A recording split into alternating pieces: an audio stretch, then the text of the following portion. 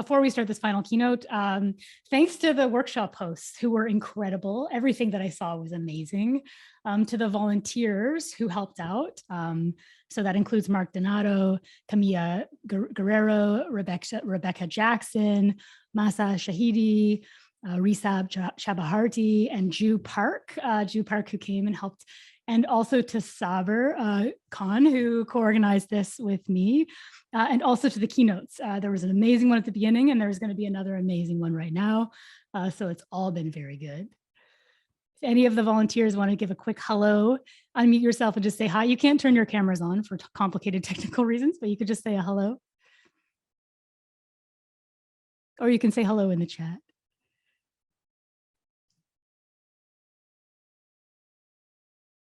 Yeah, and I might have already said this, but above all, or not above all, but alongside everyone, thank you to the people who came, the community who come, support these workshops, make it feel positive, create a feeling of community that's nice for people to enter and join into. It's really, really, really wonderful. So yeah, that's some thanks. Okay, so then here are the few things I wanted to talk about. I hope you can see my screen. There's just a few slides here. So maybe you want to present at a future CC Fest. That could be a reality. It doesn't have to be a dream. You can let us know. We make active open calls to look for people, and you can also write and just say, put me on your list for next time. I'll talk more about that in a second. I want to mention the open call for the P5JS Editor Lead Fellowship, and also remind you that we're looking for feedback. So presenting or volunteering at the next CC Fest. So we're always looking for passionate, new, and underrepresented educators. So if you are one of those things or something else that we don't even know that we need yet, please write us. And we're also looking for people presenting on important and interesting topics. So this might be ethics, social justice, politics, gender, race, anything that the community wants to hear about is interesting to us. And we always need help. So let us know if you want to volunteer. And thanks again to the volunteers this year. And so the open call for the P5JS Editor Lead Fellowship, there's a few days left to apply for this. I saw it and I thought, oh no, maybe they want like a computer programming genius because the money is so good and the position looks so amazing. But I've been assured that that's not the case. You don't have to be a computer programming genius. You're welcome to reach out and ask questions and apply. I'm not going to read this slide because there's a lot of words, but I will say you should apply. If you're curious and interested, you should definitely apply. And what your job would be is leading the technical development and maintenance of the P5 web editor project. And it's okay if you don't know things, you can learn on the job. This is what I've heard. And maybe someone else can put the link in the chat for these, the application link. If not, I'll get it after I'm done with this. Yeah, which brings me to the big moment. I'm going to check and see how many people. Yeah, okay, I think we're ready to start. I'm seeing important messages. Okay, so no, I cannot, but I'm gonna see in 1 second if I can here. I'm just gonna read this and then I'm gonna check and make sure everything is good for the keynote to start. So yeah, so for the final keynote, I'm absolutely delighted to introduce Khadijah Abdurahman, who is an incredible researcher and human being. And I'm going to read their bio so you can hear about it. Khadijah is an abolitionist whose research focus is predictive analysis in the US child welfare system and the Horn of Africa. They're a UCLA C2I2 fellow and the founder of We Be Imagining, a public interest technology project at Columbia University's INCITE Center and the American Assembly. And I'm very excited for this keynote. So I'm going to stop sharing my screen now and just make sure that I can pin Khadijah up here. Let's see. I'm going to try to stop and start. Oh, look, you can see me now. Okay, cool. And I'll turn myself off. Thank you so much, Saber, and thank you for the kind introduction. I apologize to everyone. I have A, a sore throat, and B, I'm traveling somewhere where there's rolling blackouts. And so I only have this little light that is here with the backup generator. This is why it looks kind of dark. But the talk that I'm going to give, and I'll try to keep it brief because I know people have been here for the last couple of hours, is Ode to Playfulness. And I want to take the time to acknowledge poet and scholar Joshua Bennett, whose book of poems, Ode, as an O-W-E-D, deeply influenced the title of this talk, as well as Andre Brock's Distributed Blackness, African-American Cyberculture.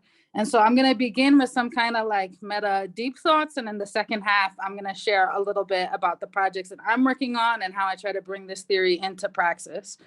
So if the byword for FANG companies, as in Facebook, Apple, Amazon, Netflix, Google, is move fast and break things, Black life and Black thought dwell in the break. Black technoculture is the lamentation and ballads of those deemed things, we who exist despite statements to the contrary and insistence on us as non-beings. When I came up with the title of this talk, I was thinking about ode, O-D-E, as an exaltation, and ode, O-W-E-D, as an indebted to. Ode to Playfulness is both an exaltation of Black technoculture and an acknowledgement to how much is owed, as in O-W-E-D, indebted to the lyrical grammar of African-American being and cyberculture. And I also think about it as an obligation to repay. And so one of the things that I noticed that a lot of people are very confused about what data is, and people are always relying on various metaphors like data is oil. And one of the conceptions that I think might help us frame it differently is another name for the training data driving machine learning models is the archive. You will frequently hear people talking about how the machine learning model produces racist results because of how Blackness and indigeneity are excluded, or conversely, how they're narrated in the process of inclusion. But what if we think across or trans the archive, trans or across socio-technical systems? What are the ways peoples bring counter narratives into being? What does this look like as refusal? What is made possible when we both reject hypervisibility and abjectness? And I was particularly thinking about this. So when Saber invited me to come speak, he told me that many of you in the audience are high school students or educators. So I imagine that many of you have heard the moral panics about the youth and technology. Adults are worried that some of you haven't learned to code and will be left out of the digital economy. If you come from a predominantly non-white or lower income area, they worry you're on the wrong side of the digital divide, or they worry that you're being manipulated by TikTok or radicalized in chat rooms to become terrorists, or basically can imagine anything other than your agency, your ability to world build and imagine something totally otherwise.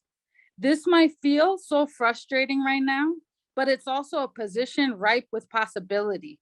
When people erect rigid archetypes of who they think you are, you can play in the shadows. You can flex those TikTok skills to make 4K documentaries or play with the symbolism of technical artifacts in ways as commercial originators never imagined.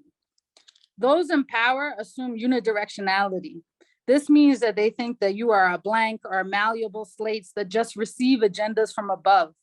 They are largely oblivious to the dynamism and creativity that is collectively represented in this audience.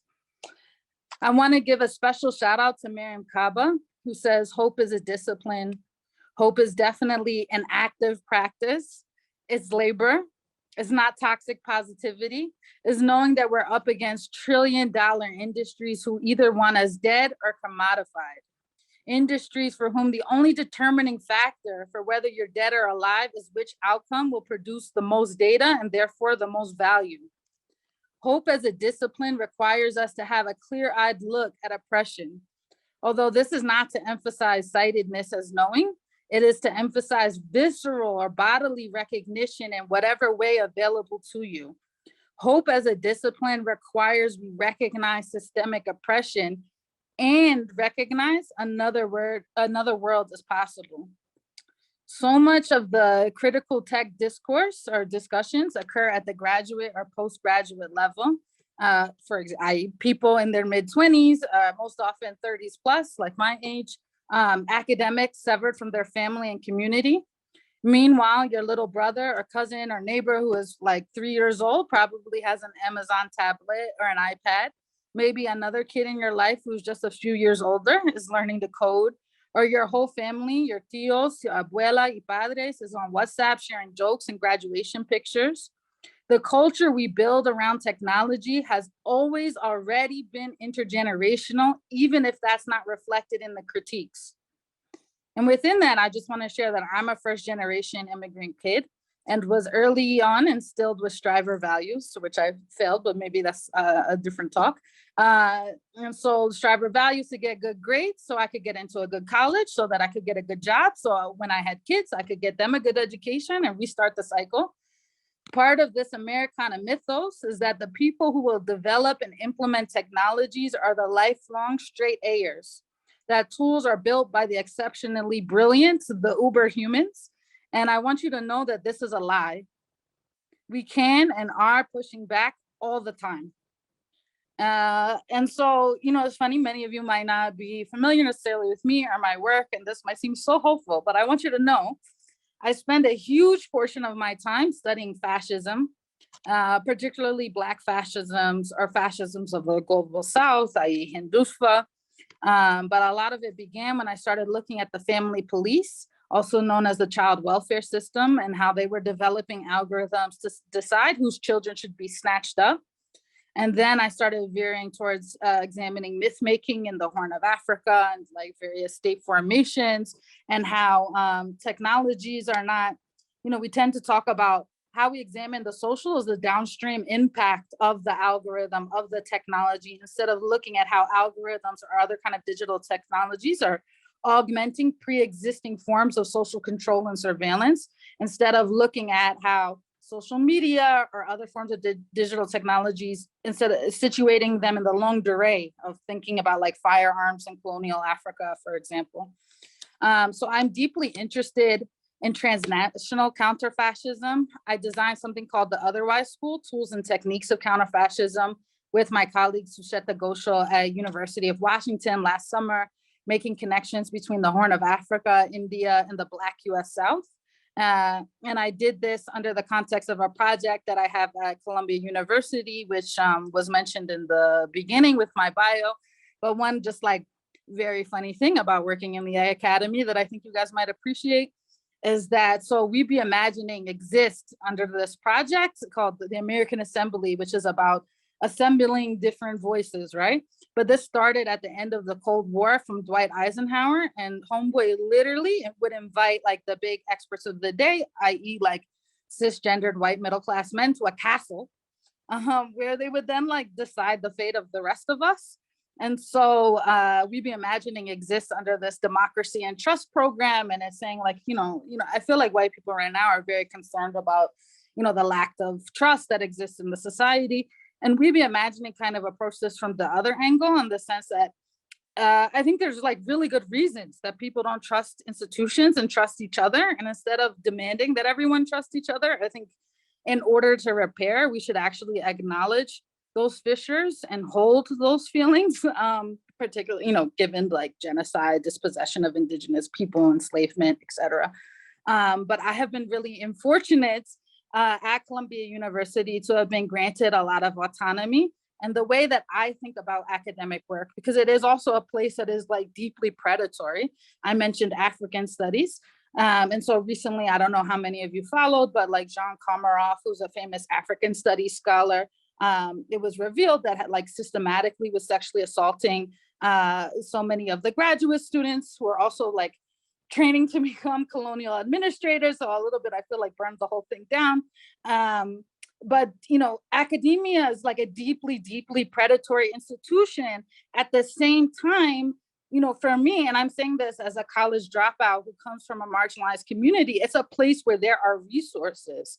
And not to romanticize the fugitive that Fred Moulton talks about in the Undercommons, right? But we need to rob these institutions. We need to get the money and the resources out of there. And so like the heart of We Be Imagining was really like, literally like We Be Imagining. It's not the Khadijah project. It's how can I like bring as many people in while like trying to mitigate as much harm as possible from the university and get resources out. So for example, with the Otherwise School, we gave everyone, there was about 20 participants globally, and they each got, 12 of them got $2,000 USD stipends. And, particularly outside of the US, this was a lot of money. We had to, figure out how to convince university finance offices that, yes, you do need to pay people on mobile money accounts like M-Pesa, that people who are refugees sometimes cannot get bank accounts. And, so some of this is theoretical and like deep political commitments, but some of it is just also very practical. And so that's why I wanted to share both. And just a few more points on We'd Be Imagining. We have a few projects. One is the podcast. That's actually how we got started out. And we began right at the beginning of the pandemic, looking at the intersection of race, disability, gender, COVID-19, although that's like the weather now, and technology. And I feel like podcasts have become so much conflated with the manosphere. But on the flip side, I really appreciate like the podcast as a genre, because it allows you to substantively engage with people in a way that replicates more of the hallway conversation, the interstitial. It's actually not like being on Zoom in the sense that you can see a side of someone and their scholarship that you don't typically have access to. Another project we had was Black Siren Radio. Sorry, I'm also looking at time. Should I pause here, Marie? Because I know you wanted to have some questions, and then we also want to end at 3. No, I want you to keep going. Yeah, we should end at 3, but you should take this time. And if the transcription isn't on, can you make sure it's on? I think it is, but you just click the closed captions. Sorry, it was not on. Okay. I did not know. It's on now. Yeah, you should keep going. Just save me 2 minutes at the end to say bye, or 1 minute. 8 minutes we'll have transcripts. Sorry about that.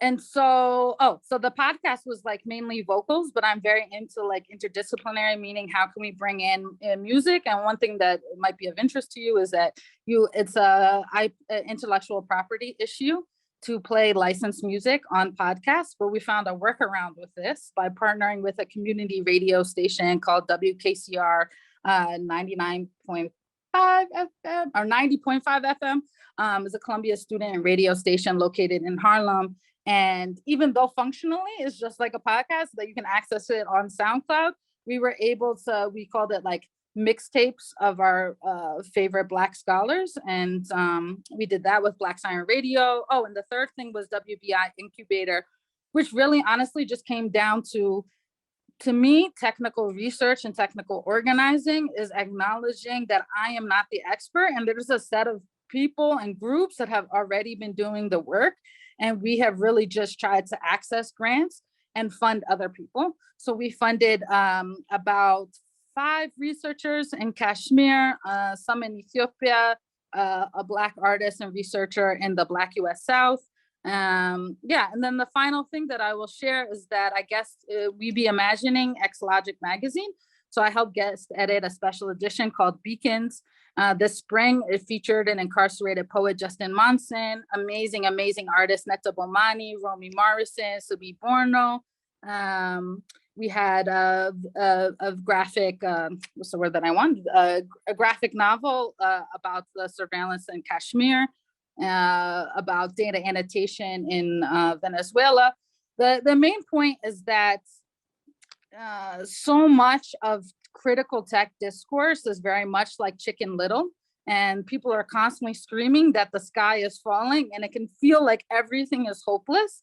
And I actually feel very optimistic, and it might seem counterintuitive, but I feel like, for those of you in the audience who have actually suffered in some way, whether it's like you've experienced state violence, or, you have experienced interpersonal violence, or like you come from a peoples that have been like at least attempted to be systematically decimated. It's like a miracle that we're here and that we're alive. And I think there's so many different innovations, and not in the like FANG sense of the word, but in like the memory and repair sense of the word that we can make. And a few of those interventions are one, to me, when I'm thinking about decolonizing methodologies like Linda Twahi Smith, is doing work that is deeply intergenerational. 2 is that moving beyond the US. I mean, we are really all of the tech discourse is super landlocked into the US. And there's a whole world out there. And there's more stories that we should be telling about technology besides Facebook needs to add more languages in the global South. That seems to be like the ceiling of all tech journalism outside of the US. And 3, that like science fiction, Black speculative art, visual art, poetry are right up there. That's research, that's scholarship. They should be placed on the same axis as prose. Yeah, down with the white paper genre. And I could speak more, but I feel like that might be a good place to stop. Do I need to hand you back the host? Yeah, thank you. Okay, I'm sorry. Yeah. Thank you so much. That was incredible. People can clap in the chat if you want. I mean, I saw all the emojis going up as you spoke. It was yeah, really incredible. Thank you so much. We're wrapping up now. We're wrapping up, but we have some time. If people have questions, we can hang around a bit and talk a little bit more about some of these topics. And yeah, I just want to say before we enter into the question period, because we are ending officially at 3. Thank you again, everyone, so much for coming. And thank you, Khadijah. That was, I think you know how powerful that was. So yeah, questions in the chat. If people want to have questions, please do pop them in. Hey, Marie, do you mind if I just maybe add on to what Khadijah just said? Yeah. And, maybe kind of tie the whole day together a little bit. I'd like to say that, the work Marie and I are doing and the Processing Foundation is doing is trying to be another type of venue where some of these ideas can exist outside of direct academic support or institutional support. So, please, the event changed because, people sort of pushed us and challenged us to like improve the event. So I think we're open to that kind of push. And if you have projects you want to get going and there's maybe nowhere else to, try it, I don't know if we can get it going, but we definitely love to hear it. And I think it does require creating some of those spaces that can exist in ways that care about what Khadijah and Frida and the workshop leaders are all talking about. And thanks for coming. Really, I feel like I still want to say also an honor to like be able to like put this event on for you all for the last 2 years. So I really appreciate it just through Zoom, and it got a little hard to like find community. It's been really cool to be able to put this on. So that's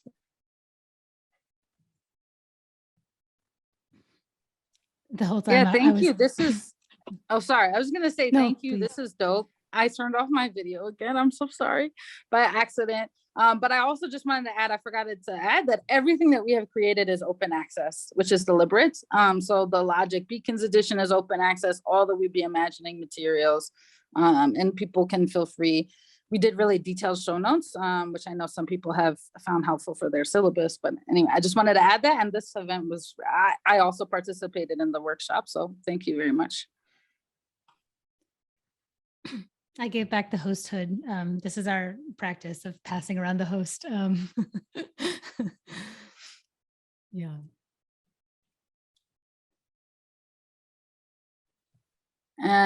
Is there, I'm happy to stick around. I know there's like technically 2 minutes left, but I will not disappear if people want to ask questions.